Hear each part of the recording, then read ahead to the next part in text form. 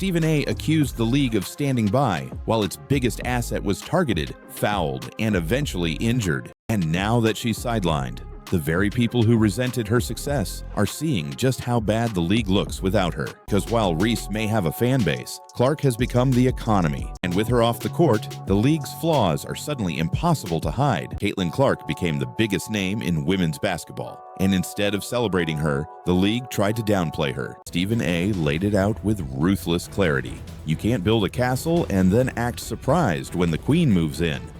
The message was loud and clear.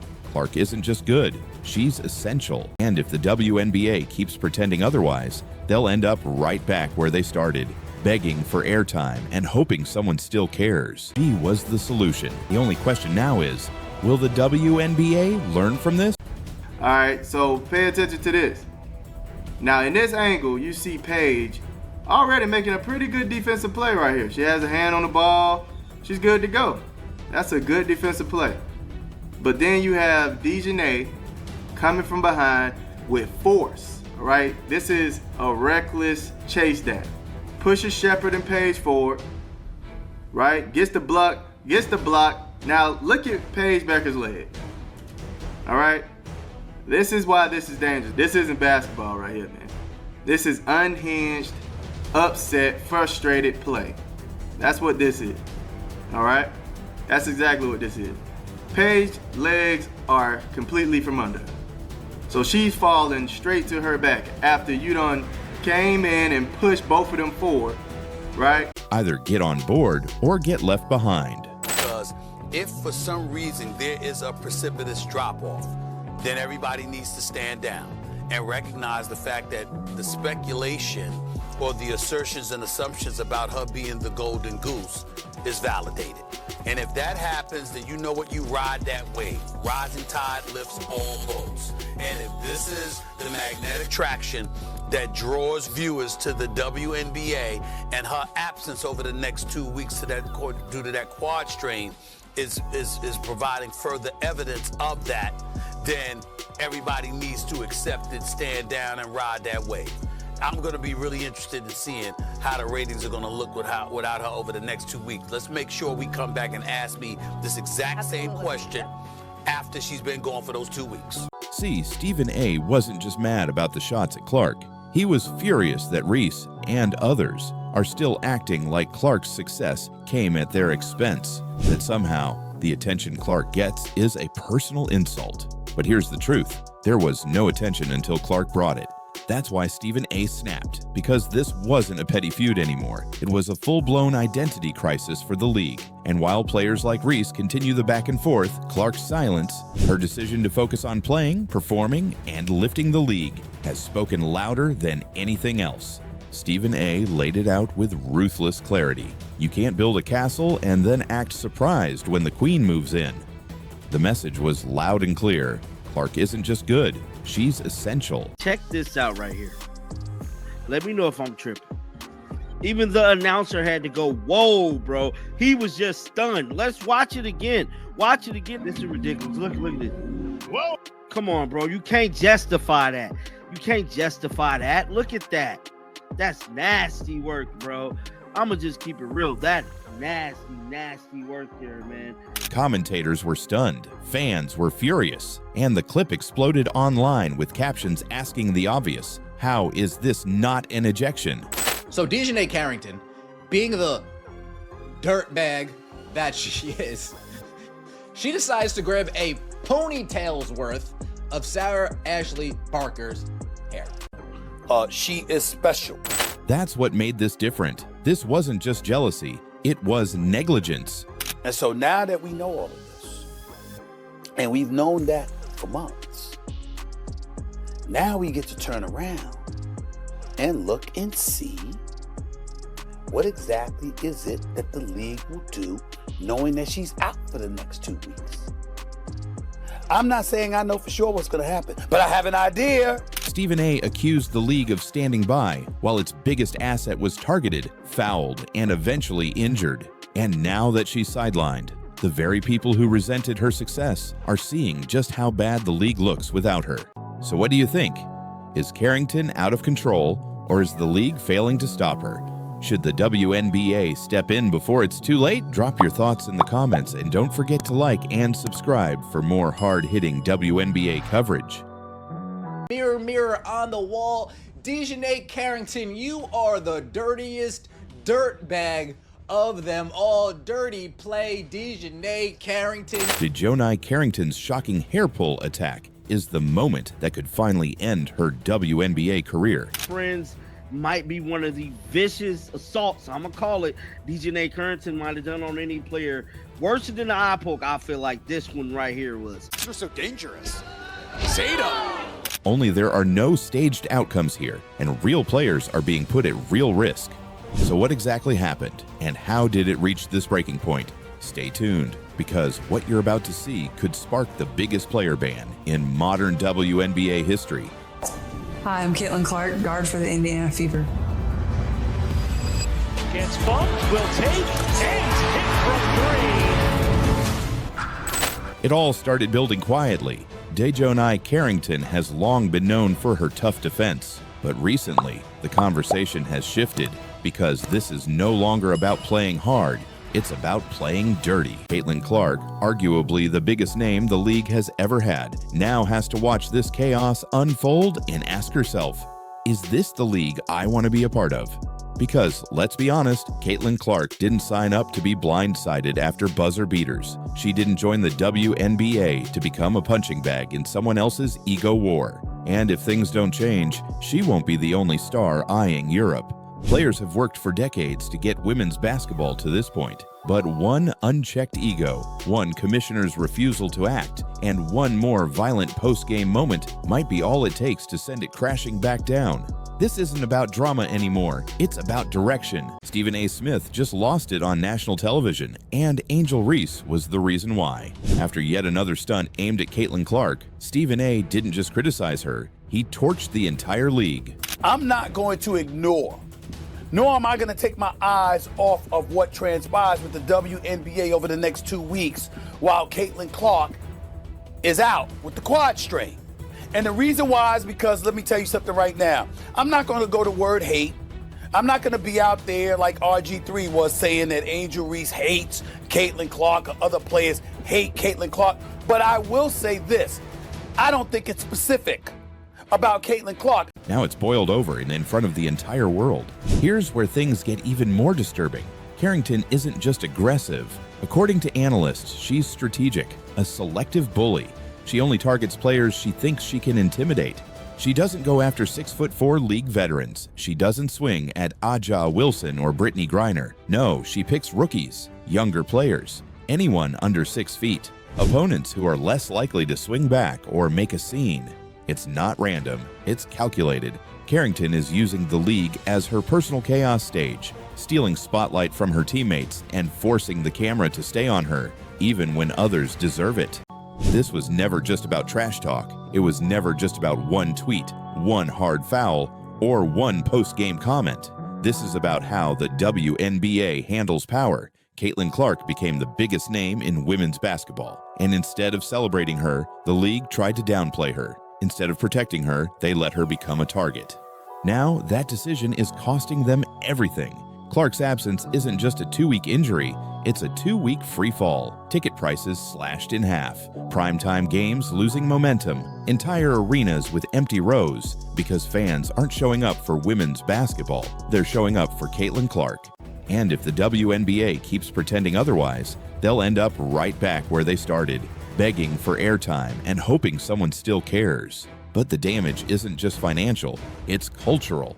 The league had a chance to unite behind a generational talent, to turn a rivalry into a celebration of the sport, to uplift all players through the wave Clark created. Instead, too many chose ego over evolution. Too many chose to compete against the spotlight instead of with it. And now, the fans see it, the sponsors see it, the media sees it, and Stephen A. Smith. He's just the only one brave enough to say it out loud. Caitlin Clark was never the problem. The footage is crystal clear. Frame by frame, you can see Carrington's fingers rake across Clark's face. Clark instantly winced, grabbing her eye in visible pain. Carrington later tried to downplay the moment as an accident, but the replays tell a very different story. And the fact that it happened to Caitlin Clark The player drawing millions of new fans to the WNBA made it even worse. But it doesn't end there. In her last 5 games alone, Carrington has swiped Caitlin Clark's eye, undercut Skylar Diggins midair, delivered multiple hits to opponents' heads, committed a dangerous hair pull, now viral worldwide.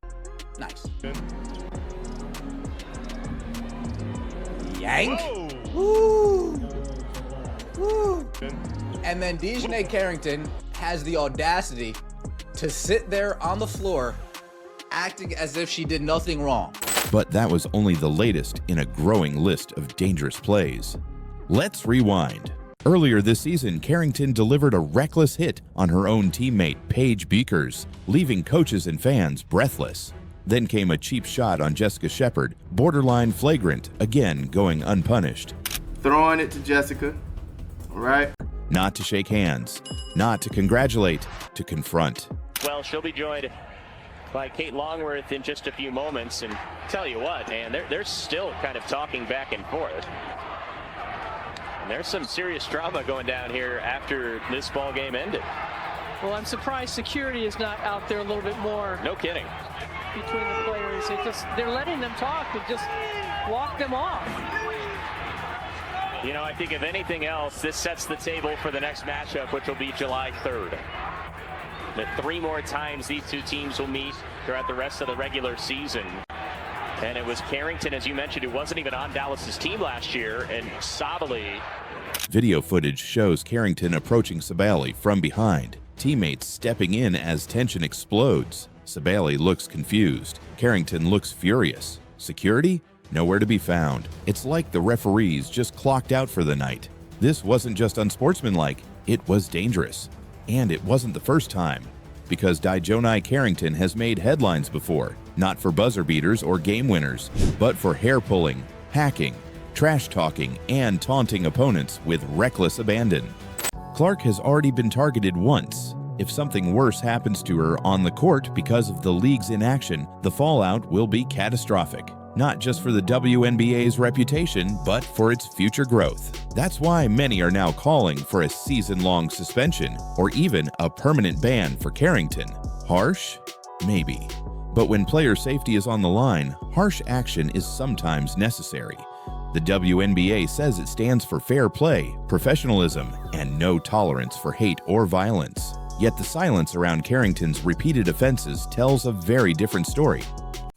DiJonai, folks, somebody built a little nice complication. Salute to you, anti of dirtbag DiJonai and all of her glory. Look, we got this. We got the Jessica Shepard eye rake heard across the world. Or, folks, I cringe when I see these plays. I cringe when I see these plays. We got DiJonai Carrington not having any body control at all, falling all over the floor, scratching the t-shirt. Look at her. She's scratching all over me, ref. She's scratching all over me. She's digging her nails into my arm, referee. The WNBA has to decide what kind of league it wants to be. A respected global brand or a chaotic sideshow where fights trend more than highlights. Carrington doesn't need another slap on the wrist. She needs to be held accountable. Suspensions, fines that matter, statements that mean something, and most of all, a commissioner who leads like the future depends on it, because it does. Carrington can't be allowed to hijack the league for her own brand, not when it risks pushing out the very players like Sabally, Buckers, and Clark, who are finally bringing women's basketball into the mainstream. And here's where things get even more brutal. This isn't just about respect, it's about survival. Because while Reese may have a fan base, Clark has become the economy, the ticket sales, the merchandise, the TV deals. She's not just a player, she's the platform. And with her off the court, the league's flaws are suddenly impossible to hide. That's why Stephen A. snapped, because he saw this coming. Because he warned them, because for months he's watched WNBA insiders undermine the only player who could change their future. And now that she's out, they're all watching the floor collapse. She was the solution, and every moment the league spent undermining her, every shoulder check, every snub, every dismissive comment only confirmed what Stephen A. knew all along, that without her, the WNBA is not ready for prime time. And the most ironic part, Stephen A. wasn't even gloating. He was pleading for the league to get it right, to protect its star, to ride the wave instead of swimming against it. Because this isn't just about one season. This is about whether the WNBA can finally grow up and realize what it has. The viewership, right? The viewership is going to plummet. I already know. Because majority of the people that's watching the Indiana Fever wants to see Caitlin Clark. And sad to say it, a lot of them only want to see Caitlin Clark. They don't really care about the entire team. And what did Stephen A. do? He turned the pressure dial all the way up. He didn't just go after Reese. He scorched the entire system. He slammed Commissioner Kathy Engelbert for downplaying Clark's importance. He mocked the media for pretending the WNBA's rise was some collective team effort. And the reason why is because, let me tell you something right now. I'm not going to go to word hate. I'm not going to be out there like RG3 was saying that Angel Reese hates Caitlin Clark or other players hate Caitlin Clark. But I will say this. I don't think it's specific. She is special, he shouted. She turned this league into must-see TV. And instead of protecting her, y'all let her get hacked, slammed, and assaulted every night with no consequences. I don't care about her leading the league in assists. I don't care about the points that she's averaging because I already know that the young lady can ball. Mirror, mirror on the wall. DiJonai Carrington, you are the dirtiest dirtbag of them all. Dirty play, DiJonai Carrington. This is a pattern. And this time, she may have crossed the line for good. Carrington's history isn't subtle. She's been building this reputation brick by brick, game after game. Flagrant fouls, cheap shots, eye rakes. She once yanked an opposing player down by the hair in a moment that had fans questioning how she avoided suspension. And her beef with Sabally? It didn't start here, and that silence has become its own scandal. Because if the league won't even protect Caitlin Clark, the player driving record TV ratings and bringing new fans to the sport, what message does that send? Already, posts across Twitter, Reddit, and YouTube are asking the same thing. Is this the example you want for young girls watching the WNBA? How can the league claim to stand for no room for hate when this conduct is allowed to continue? And most damning of all, is player safety just a talking point, or does it actually matter? What are you doing, buddy?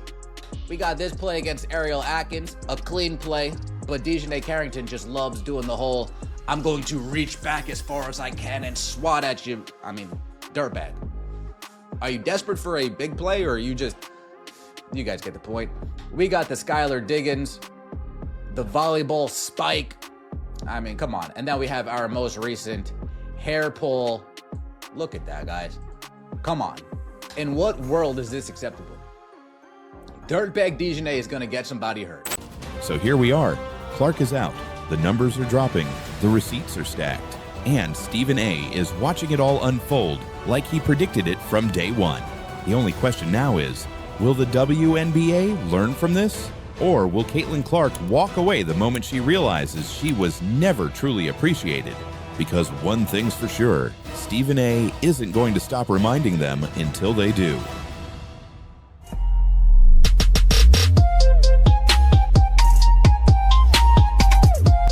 DiJonai Carrington just attacked Satou Sabally after the final buzzer. Not during the game. Not in a heated moment of competition. No, this was different. This was personal. Carrington waited until the game ended, then made a beeline toward Sabally, sparking chaos on the court. Cameras captured teammates stepping in to stop it from turning into a full-blown fight.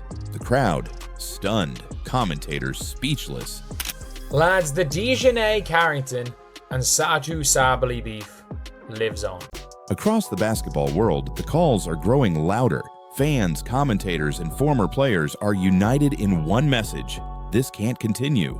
The idea that a role player like Carrington can repeatedly cross the line, grabbing hair, swiping eyes, undercutting opponents without facing real consequences has become a public relations disaster. And the stakes couldn't be higher. Because this isn't just about enforcing rules anymore. It's about protecting the league's biggest stars, starting with Caitlin Clark. Her and DiJonai Carrington, they act like they ain't got no media training. They act like they ain't got no home training sometimes. Back in 2023, Carrington was fined after a heated incident with Sabally. The tension spilled over onto Twitter, where Carrington tagged her in a tweet trying to downplay it. Sabally didn't bite. And ever since, the tension's been simmering. Getting her feet set. Carrington with the shoulder shake. And non-double pressure. How tenacious she is. Throws a hand there. Got the space. Then not only did she push her forward, she had her hand on the ball. And then she rakes back. Rakes back. Look at that. Bam. Right on the eyes. Scraping back. But perhaps the most disturbing was what happened to Caitlin Clark, the league's brightest rising star. During a recent game, Carrington swiped directly at Clark's eye while she was bringing the ball up the court.